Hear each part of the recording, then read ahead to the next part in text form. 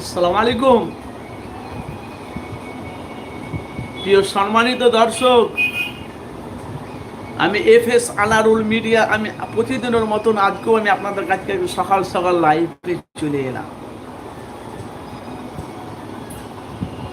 তো ভাই, আপনারা জানেন যে আমি বাস্তবগুলো নিয়ে মানুষের কাছে লাইভে তুলে ধরি।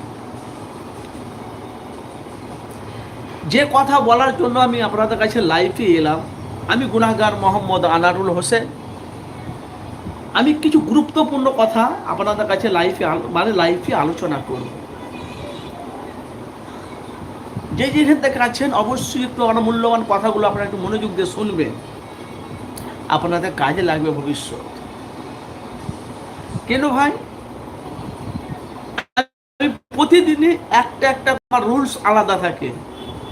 আপনারা জানেন, বাংলার মানুষ জানে এফএস আনারুল মিডিয়া মানুষের কাছে বাস্তব বলে ধরে একটার পর একটা রুলস থাকে। ভাই আপনারা জানেন, আরজি কার যে মেডিকেল যে হসপিটালে যে একটা মেয়েকে ধর্ষণ করেছে গতকালকে, আমাদের ফুরফুরা শরীফে কালকে বিশাল বড় প্রতিবাদ সভা মিছিল ছিল। প্রতিবাদ মিছিল সভা ছিল, কমসে কম কয়েক লাখ মানুষ ফুরফুরা শরীফে জামায়াতে সব জড়ো হয়ে সব একটার পর একটা সময় আমরা লাইন দিয়ে পুরো উজুল পুকুর থেকে তালতলা হাট পর্যন্ত,